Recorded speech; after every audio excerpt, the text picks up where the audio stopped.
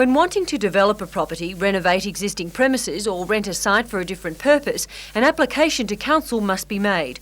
Newcastle Master Builders Association Chief Robert Fuller says this application process is convoluted, full of unnecessary paperwork, even inefficient, or resulting in delays, leading to lost time and money for developers.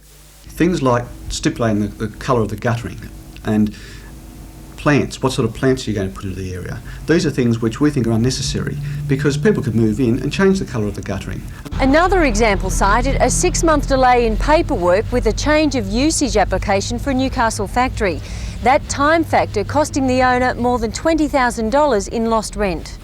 At the moment, developers are finding it very hard to get jobs going, and when they do finally get a financier to back them, we then find that they are either getting frustrated with council and frustrated with the system. We want to encourage and change that so that things start to happen. Newcastle City Council Director of Planning, Gary Fielding, believes only about 2% of the 800 development applications received each year would fall into the delayed category. Council's position, he says, is a difficult one. We may have the development sector that considers that the time taken to process applications should be much faster. On the other hand, we have residents who are very concerned about development occurring in their localities.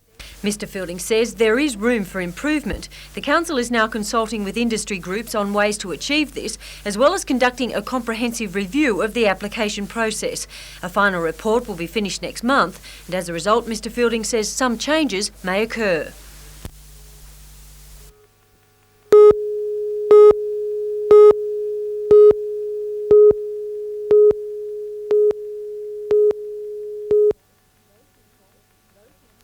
Those involved with the program were at the Mater Hospital for the launch of the advertisement.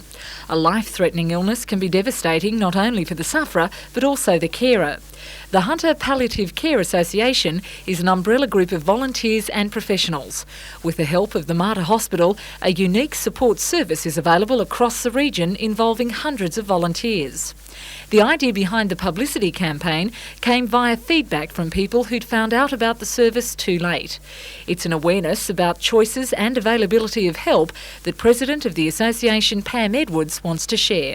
We provide consulting services from the Mater, and then there are a heap of volunteers in the Hunter area, the wider Hunter area, who can provide support to a family. A special kind of caring will be screened on NBN from tonight. Melinda Smith, NBN News.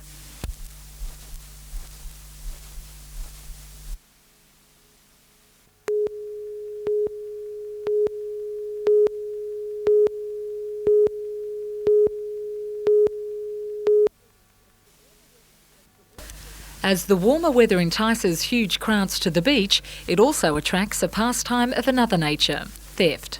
In recent years, police have been inundated with reports of stolen property from beachgoers. Clothing, wallets and jewellery are all hot items on the list, and for the more adventurous, an unlocked car is the ultimate temptation. This year, police plan to discourage would-be thieves through Beach Watch, an operation involving beat police, undercover and special operations. Police have some simple advice. When you're on the beach, keep all personal belongings out of sight, but there's also another way to help. And the other way we'd ask too is if they become involved, if they see offences being committed, please tell us. We need their involvement in it to be able to clear up the offences. Beach Watch will be in force on all local beaches throughout the summer holidays. Melinda Smith, NBN News.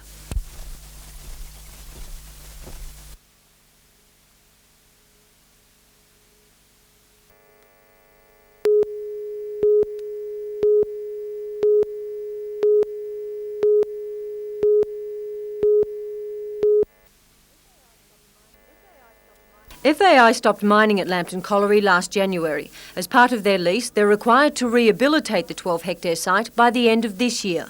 On the land are two groups of 19th century buildings, the up and downcast shaft ensembles. FAI wants to restore the small cluster of buildings on the perimeter of the land, offering to sell these to a commercial or community interest for $1. The remainder of the land FAI wants to clear, making way for a residential estate. It applied for a development application with council late last year. But the contentious issue is the proposal to demolish the downcast shaft buildings in the centre of the land to be cleared. Council believes the entire site is of heritage significance and last night voted to retain all the buildings, pleasing local residents. These buildings are the last vestiges of our mining heritage in our city and in the region. Neither council or FAI would do an interview with us today, fearing their comments may jeopardise their case, which is due to be heard in the Land and Environment Court on December 21st. After many months of debate, it now seems that the fate of these buildings and ultimately the entire site will be decided in a Sydney court. Catherine Lamond, NBN News.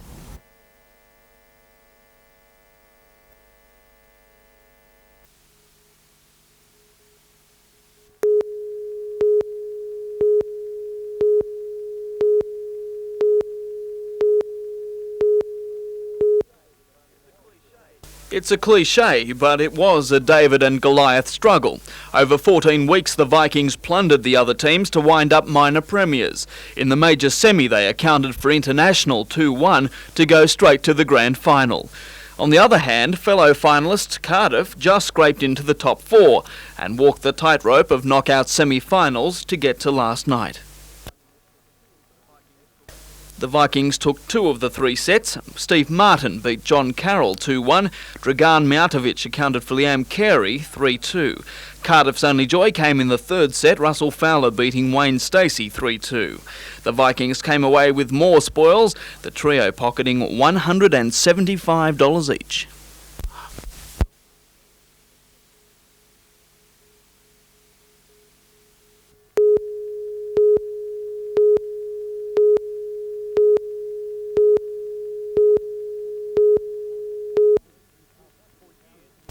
For years, Newcastle City Council has built up its reserves to more than $30 million to pay for future projects and to tide it over a rainy day.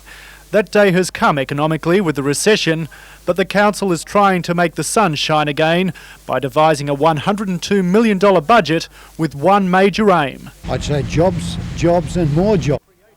To help create employment, the council will draw more than $14 million from its reserves, and capital works such as roads are high on the spending list. Well, it's a $20 million capital works program that we estimate will give work to over 800 people, and that's the most important one. While the council has targeted job creation, the budget also emphasises quality of life.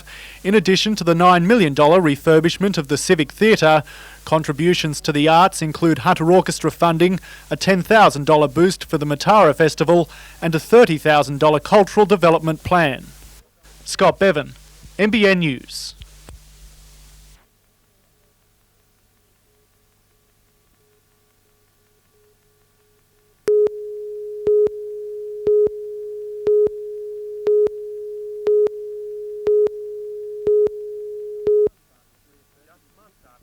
Just months after it reaffirmed its commitment to steel production in Newcastle, the Board of Directors of the BHP is visiting the plant.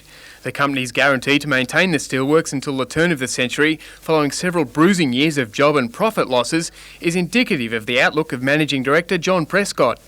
It's only by doing this that we can meet our full market requirements, and we intend to meet that market. We have seen some improvement in our steel order book, including the order book for this plant. It's modest, we're cautious about it because we're not sure how sustained it will be, and at this time it is only modest. With national unemployment predictions approaching 1 million out of work, Prescott says people are looking to political and business leaders to guide the country through dire straits. He says capital expenditure is needed to bring Australia's industrial infrastructure up to par with international competitors. He believes such moves would create jobs and ensure industrial viability. I would concentrate on those jobs that could be started most quickly. I'd put less emphasis on absolutely checking which is the most economically sound project. I'd find out which ones have been planned, which ones the engineers have ready to go, and I'd go with them.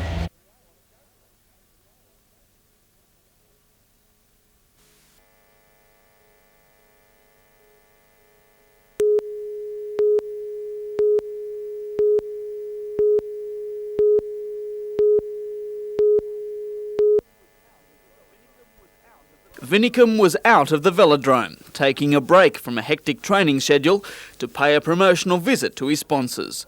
It's been a long road back after being in the eye of a storm over his use of performance-enhancing drugs. The newfound financial faith is crucial to any future success. You can't just ride a bike for nothing and expect to live. Vinicum is training every day, competing every weekend, striving to build his endurance. He competes in triathlons and says his image has not been tarnished. No, I don't think so. I turn up at triathlons and other races, and people are so happy that I've come there to race and so happy to see me and happy that I haven't stopped racing. People are more for me now than what they ever were before. Today's was a tandem tour. Wife Lucy, a member of the American track cycling squad, came along for the ride. She says she's a bit more active than her spouse.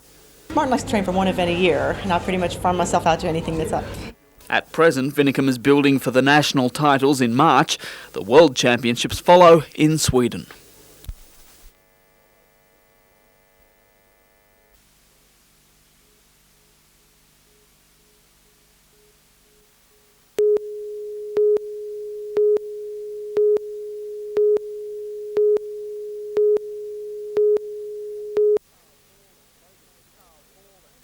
Carl Hall and Logan Campbell are planning to make a big impact on the Winfield Cup.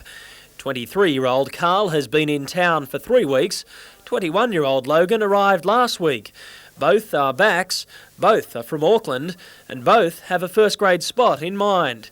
Today, the duo checked out Marathon Stadium. It's a bit different to what Carl has been used to playing in England, but the utility back is impressed. It's a good place here, and great set of forwards here, and that really helps the backs a lot. I'm a back, and I can't wait for the boys to get going, and I've come here to give it my best shot. Logan, a centre, knocked back an offer from the Gold Coast to join the Knights. I could have gone for just have a relaxing time on the beach or something, but I wanted to get in a high profile and play better league, better football team. The pair are still trialling for a contract, but they're not bothered about the prospect of challenging each other and fellow Kiwis Tony Kemp and John Schuster for a first-grade spot. If that's what I've got to do, that's what I've got to do.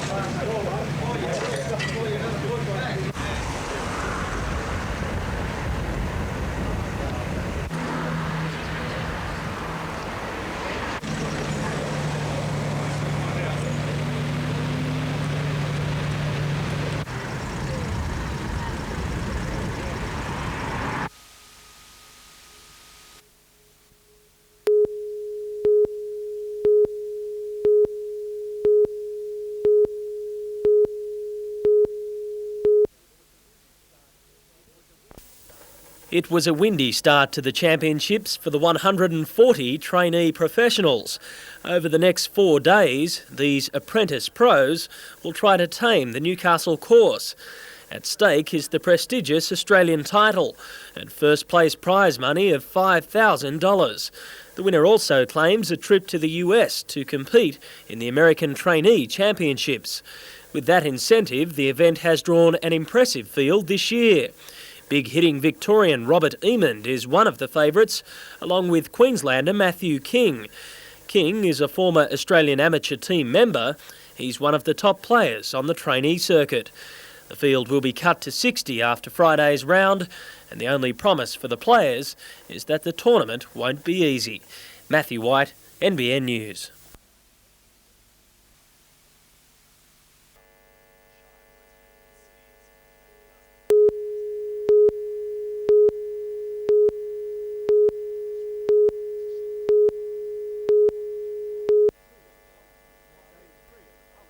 Day 3 of the public inquiry into the proposed Summerhill tip, and the plan's opponents had the floor. To residents of Maryland, Newcastle Council's plans for a 20-hectare tip for the city right across the road from their homes means a cocktail of problems. Noise, dust and air pollution, increased traffic and subsidence were some of the concerns raised, all of which the Maryland Progress Association claims would lead to lower house prices. Already residents are moving from the area rather than risk not being able to sell or being forced to sell at a ridiculous price after the dump has been established. One of the residents' biggest fears is polluted runoff from the site. In a document submitted by the council's legal representative, the possibility of minor leakage is acknowledged, but the paper also outlines what would be done if there were a leachate problem. But the tip's opponents remain unconvinced. Both the Maryland Residents Group and the Progress Association have expressed concerns that leachate could work its way through streams into the nearby Shortland wetlands or seep into groundwater, under homes and even the local school. Commissioner Kevin Cleland also raised questions about the council's decision to widen the buffer zone around the tip to 1 kilometre for up to 15 years. A council representative said the buffer could be reduced after 3 years of operation, but to the residents that would bring the tip too close for comfort. If this facility were allowed to proceed, it will have major impact on the lifestyle and amenity of local residents. In view of these factors, we respectfully request that the Commission of Inquiry recommends that the Summerhill facility does not proceed. The inquiry continues tomorrow.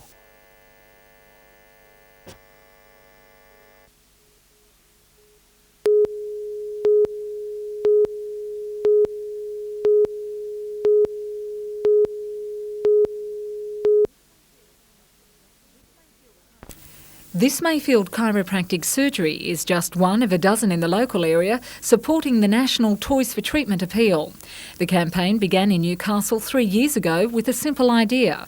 Instead of paying for the service with money, for one day, patients could place a toy under the Christmas tree for a needy child. So how did the chiropractors feel about being out of pocket?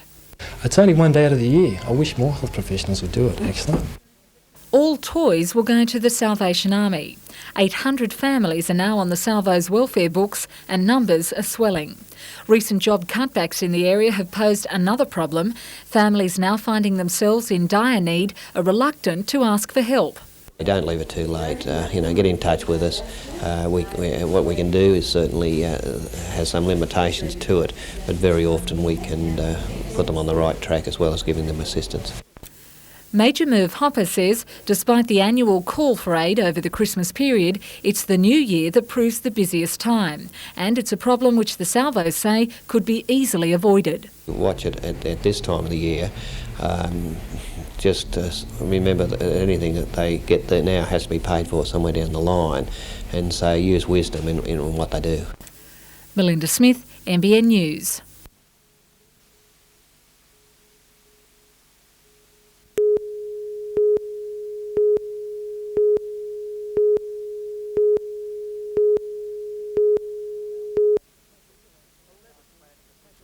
"11 planning officials came to Newcastle to take a look at the layout of the city. I think we can show them something.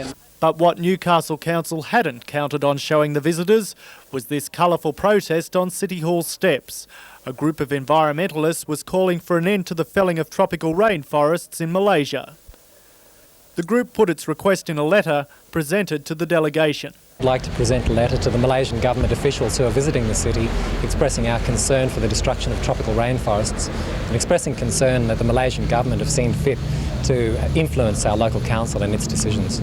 Newcastle Council has not banned the use of rainforest timber in the city, and Alderman Rigby says Australians shouldn't be telling another country what to do. We have cut down practically every tree in this whole country, and then we're telling somebody else what they should do. And I don't think that's a part of councils.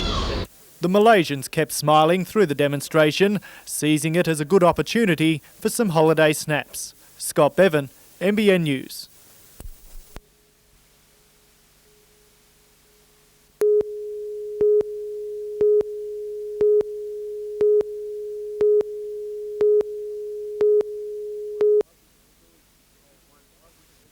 This is one pub with a story to be told.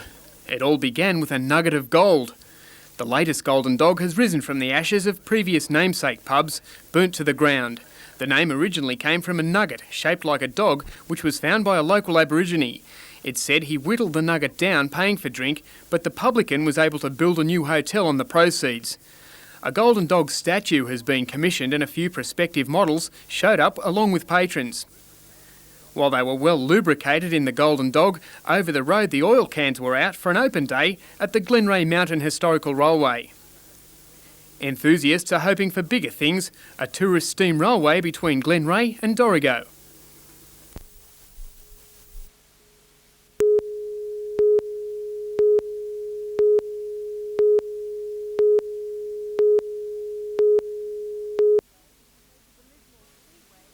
The Lismore Speedway is the focus of some fast and furious action tonight. It's the scene of one of the most explosive events on the season's dirt track calendar. The USA vs Australia Modified Challenge boasts some of Australia's best, including reigning national champion Steve Robinson, as well as one of America's top names, barefoot Bob McCready. He races something like 115 meetings a season in America, so we feel quite honoured to have a race car driver of Bob McCready's calibre to come to Lismore and race the locals, but we're all pumped up to give him a run for his money. Up-and-coming racer Stuart Hearn is also revving for a V8 victory. This match racing is a very different idea of racing, but every car that's in it's very quick. It should be close, very close racing. The contest will take the form of a series of match races, the driver at the top of the point score taking the overall honours. A full support program with feature race and 16 other modifieds will keep the crowds entertained.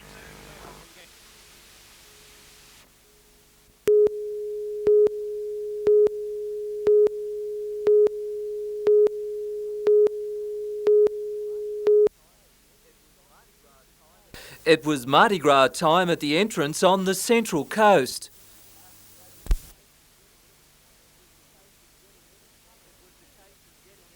It was a case of getting any cover you could. Some of the floats had the appropriate look for a downpour, others tried to blast the grey skies away. But there were no excuses, it was only for those prepared to have a good time.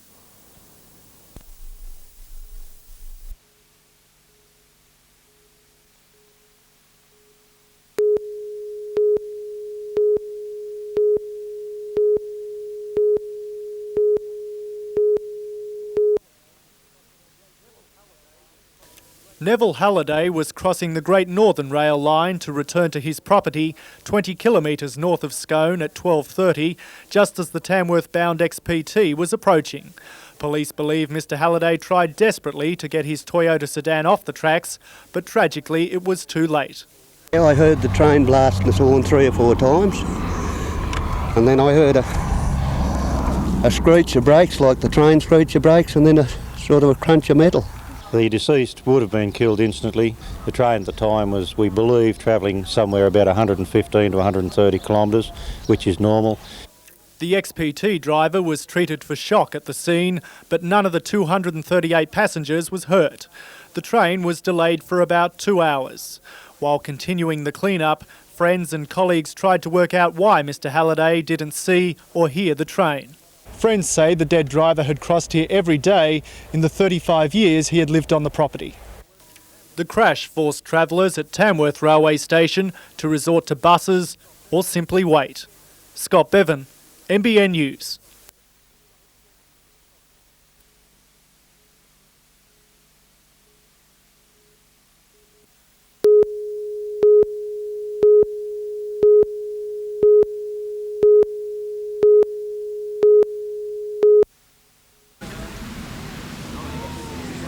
My 3 or 4 attempts destroying it. I should make them build it.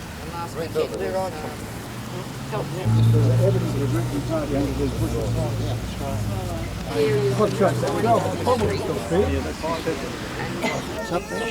What, that sort of thing? And your surname? I just looked at him as a 2-year-old and like a 4-year-old. And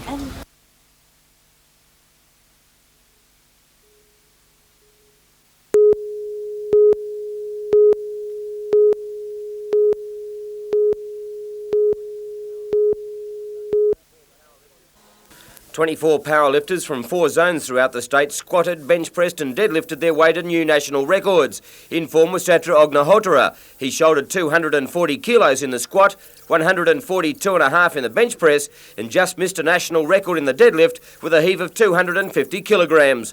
Northern Division were declared the zone champions.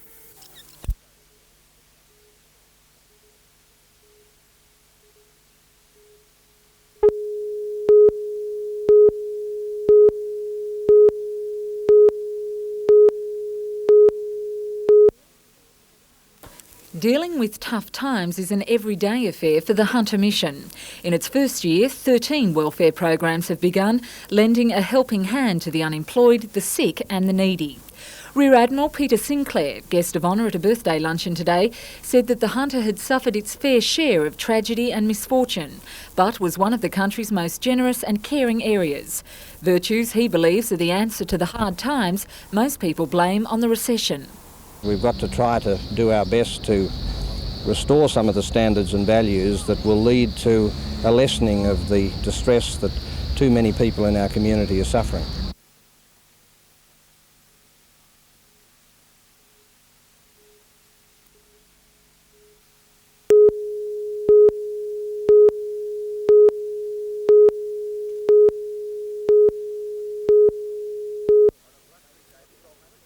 On a blustery day, the golf was exceptional. David Podlick's putt a beauty.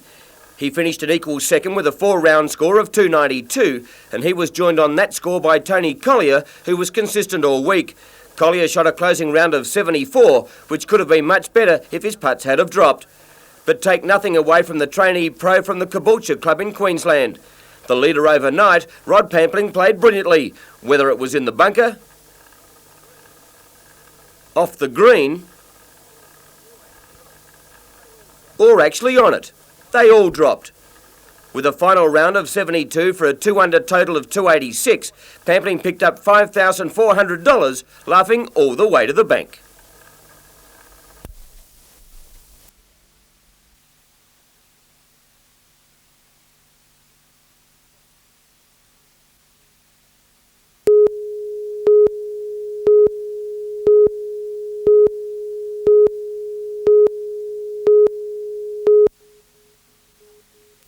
The unprecedented incident marred the first day of the New South Wales Touch Championships in Port Macquarie, with 215 teams clashing for their respective titles in the heat of the battle, tempers flare.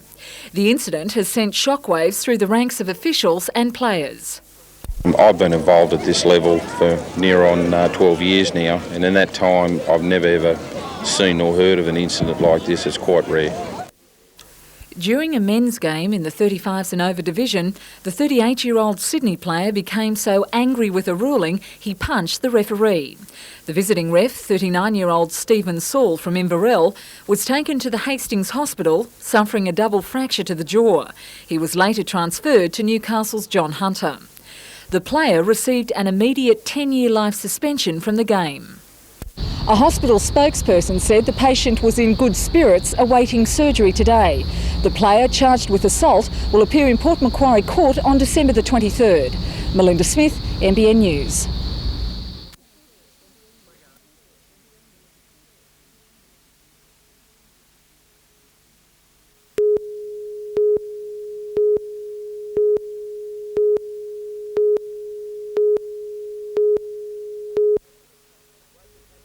The Breakers had to attack and they opened well. Koska's shot well saved by Zabika.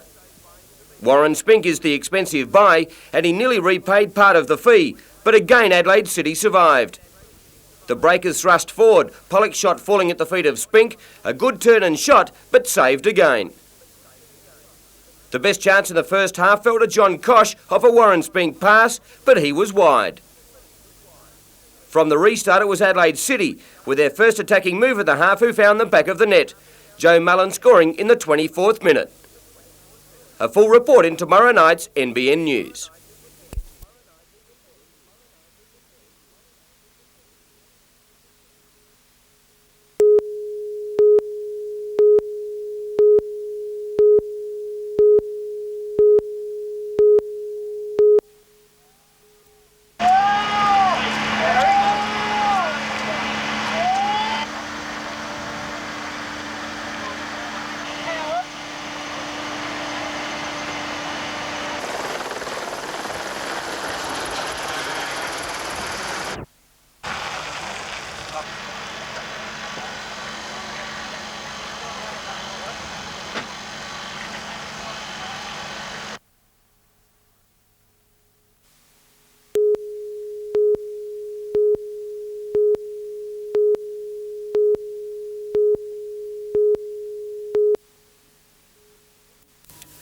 Christine is a 38-year-old mother of 3 from Wangi.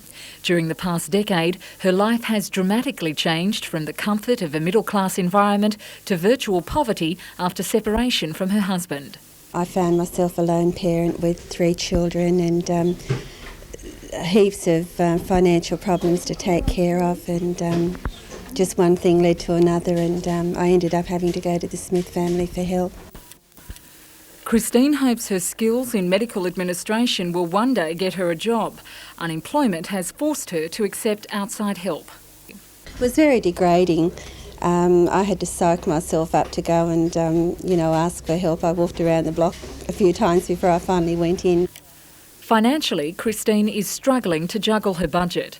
There's 2 more pension days, but 2 more house repayments before Christmas. The pension for me is $409 a fortnight, and when I have to take a mortgage payment out of that, it leaves nothing to pay for bills or food. Taking one day at a time is a lifestyle she hopes will end, and surviving this far has been a sobering experience. I think if ever I do live a normal life again, at least I might appreciate what I have and probably be a bit more compassionate.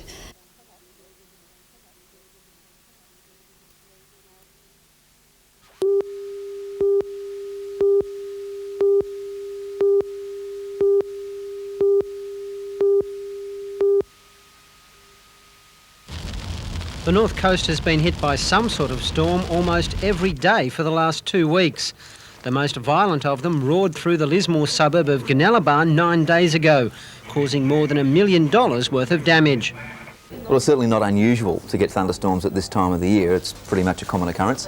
We're getting a few more than usual, perhaps, at this particular time because our weather over the last week or so has been dominated by low pressure systems. And while ever we have the ingredients for thunderstorms around, they're certainly going to occur. They're going to be more common in the afternoon and evening. And the bad news is we probably haven't seen the last of them. The long-range forecast indicates we're in for a wild, wet summer. As to whether or not we're going to see thunderstorms quite this common throughout the rest of summer, that's a little hard to say. It will depend upon the daily ingredients that occur. But the seasonal outlook for this summer is for higher than average rainfall. It does look like being a rather wet summer, and we could certainly expect some thunderstorm activity amongst that rain. And we have also had an indication that there will be a larger number of tropical cyclones than usual, so that's not so good news. In fact, I can only think of one group of people who will be happy to hear about that. Storms have taken their toll on both domestic and public electrical facilities. Quite a few. Damage to appliances, damages to power lines. Our staff have been working continually after hours repairing power lines. A lot of damage. Northern Rivers Electricity today issued a warning to all householders. If the storm is in the immediate vicinity, in other words when the lightning comes very close to the thunder, pull your power points out, pull your plugs out of the walls and don't use your telephones. Bruce Mackenzie, NBN News.